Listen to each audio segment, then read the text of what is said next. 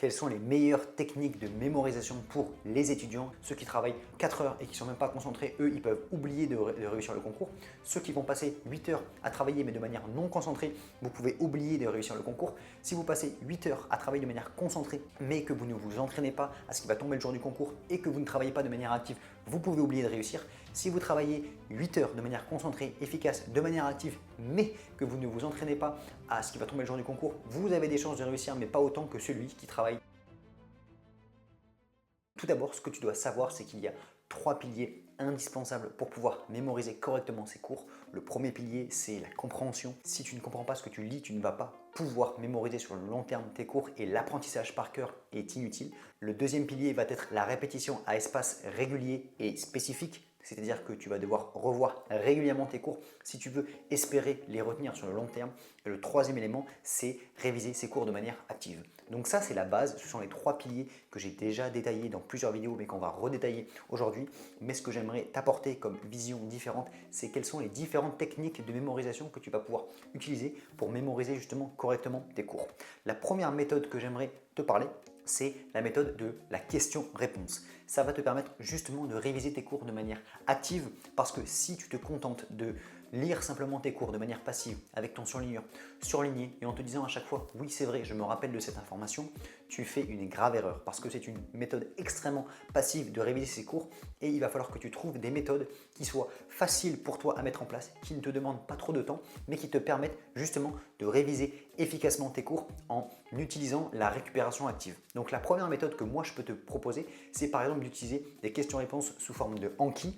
L'avantage des Anki, ce sont des fiches que tu vas créer où tu vas te créer au recto de la carte, tu vas avoir la question et au verso, tu vas avoir la réponse. Et toi, lorsque tu vas t'entraîner sur tes cours, tu vas résumer tous tes cours sous forme de questions-réponses. Et lorsque tu vas réviser ton cours, tu vas simplement devoir répondre à toutes les questions que tu t'étais déjà posées en amont. Et donc lorsque tu fais ça, tu vas devoir vraiment aller chercher dans ton cerveau quelles sont les informations qui sont pertinentes vis-à-vis de ce cours. Tu vas vraiment aller extraire l'information et tu vas vraiment renforcer les connexions neuronales pour mémoriser tes cours. Si tu fais ça plusieurs fois justement avec le deuxième pilier qui est de réviser régulièrement ces cours et que tu as bien compris ton cours à ta première révision, tu as toutes les chances de mémoriser correctement tes cours. Et moi, ce que j'ai fait en 6e année de médecine, parce que finalement les Anki ne me correspondaient pas parfaitement, j'ai utilisé ce qu'on appelle l'outil Notion que beaucoup d'entre vous connaissent et j'ai transformé tous mes cours sous forme de questions-réponses grâce au Toggle.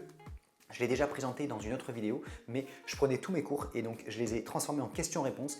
Et pareil, je prenais mes cours et lorsque je révisais mon cours, au lieu de me mettre simplement et passivement sur mon cours à relire avec mes surligneurs, je devais restaurer et je devais répondre aux propres questions que je m'étais posées.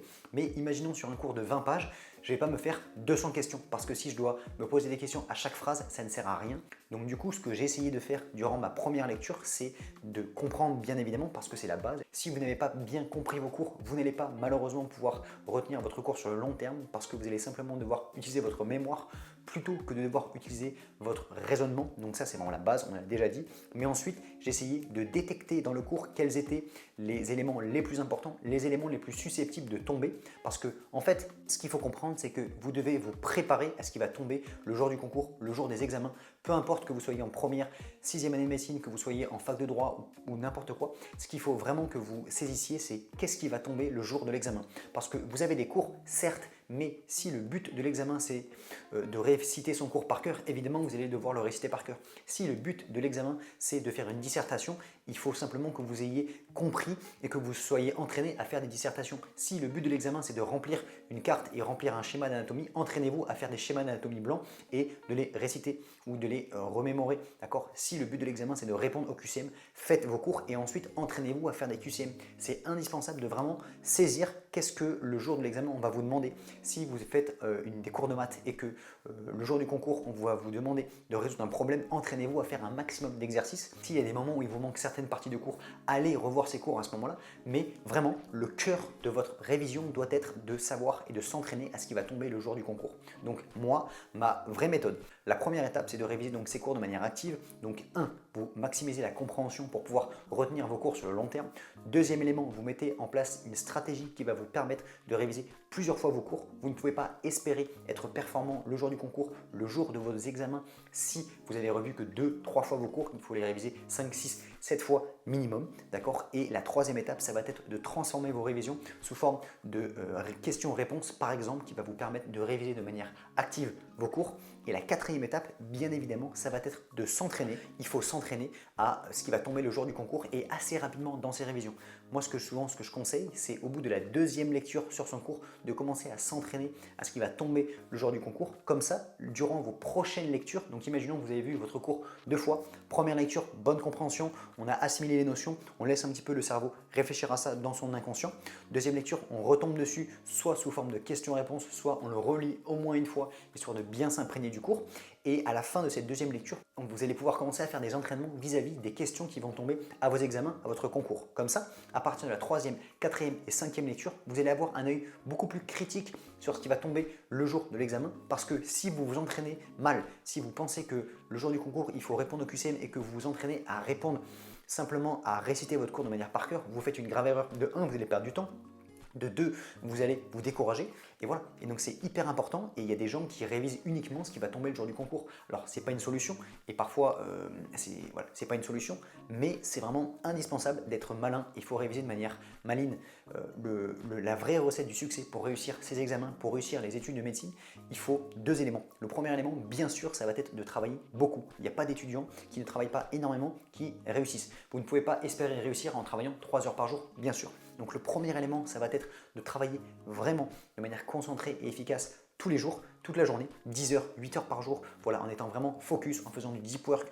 J'en ai déjà parlé dans plusieurs vidéos, on refera des vidéos sur le sujet, mais vraiment, voilà, travailler en étant extrêmement concentré, en faisant du deep work, ça c'est la première étape indispensable. Mais la deuxième étape, ça ne suffit pas, malheureusement, ça ne suffit pas de passer 10 heures par jour sur sa table de manière concentrée.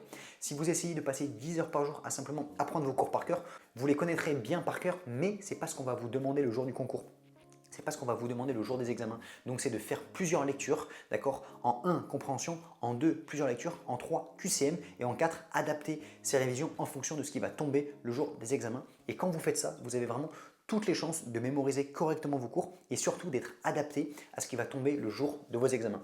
Voilà, donc c'est vraiment indispensable que vous compreniez ça, que vous essayiez vraiment d'être malin durant vos révisions, que vous essayiez de cibler les révisions pour les concours, pour les examens, parce que sinon vous allez perdre un temps fou et vous allez finir par être démoralisé, parce que je vois beaucoup d'étudiants qui passent 10 heures par jour à travailler. Alors ceux qui travaillent pendant par exemple 4 heures et qui ne sont même pas concentrés, eux, ils peuvent oublier de réussir le concours.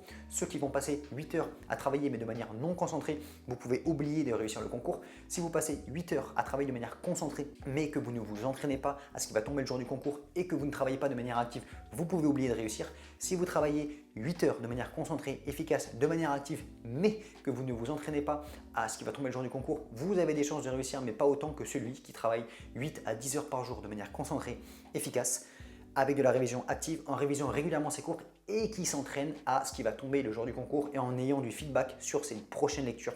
Voilà, donc ça c'est vraiment la recette ultime pour pouvoir réussir efficacement et ça c'est valable pour toutes les études de manière générale. Peu importe ce que vous ayez, il faut vraiment que vous dites qu'est-ce qui va tomber le jour de l'examen. Et vraiment, essayez de trouver les annales, essayez de trouver des examens blancs, plein d'éléments qui vont vous permettre de vous entraîner et n'ayez pas peur de faire des erreurs. Ça, c'est le dernier point important parce qu'il y a trop d'étudiants qui ont peur de faire des erreurs, qui ont peur de passer 3-4 heures sur un cours, d'accord? De faire un entraînement et d'avoir une mauvaise note, d'avoir 6, 8 et 6. Ah ouais, non, mais c'est bon, j'ai des mauvaises notes. Donc, soit ils vont démoraliser, soit ils vont arrêter de faire des QCM pour se faire bonne conscience et pour se dire, espérer dans leur tête avoir des bonnes notes. Mais en fait, ça se passera que le jour du concours où vous pourrez voir ce que vous voulez. Et à ce moment-là, vu que vous n'êtes pas entraîné et que vous n'avez pas eu de feedback sur ce qui est tombé, à ce moment-là, vous allez avoir des mauvaises notes. Donc vraiment, c'est hyper important de faire attention à ça, de supprimer son ego parce que souvent c'est de l'ego. On a peur de travailler toute la journée et d'avoir des mauvaises notes. Sauf que la vérité, c'est que ça marche par micro-ajustement et plus vous faites d'erreurs, plus vous allez pouvoir réajuster votre méthode de travail, plus vous allez pouvoir réajuster votre prochaine lecture. Et en faisant ça, vous avez toutes les cartes en main pour vraiment réussir de manière exceptionnelle. C'est hyper important. Il y a vraiment plusieurs choses à mettre en place et le souci, c'est que ce sont plein de petits détails que moi je connais parce que je les ai appliqués correctement durant ma 6e et ma première année de médecine. Le souci, c'est qu'il y a plein de petits détails à faire et si vous en oubliez ne serait-ce qu'un seul, ça peut tout faire foirer. Donc c'est pour ça que en soi, c'est pas très compliqué si vous connaissez la méthode à mettre en place, mais il suffit que vous oubliez quelques étapes, quelques petits détails qui peuvent vraiment faire toute la différence. Donc il n'y a pas de recette miracle, c'est plein de petits éléments à mettre bout à bout qui vont faire qu'à ce moment-là, vous allez vraiment pouvoir réussir de manière exceptionnelle. Ok, donc j'espère que cette vidéo vous aura plu. N'hésitez pas à vous abonner si vous voulez d'autres astuces sur les études de médecine, sur les études et la productivité de manière générale. Moi, je vous souhaite de bonnes révisions et je vous dis à la prochaine. Ciao!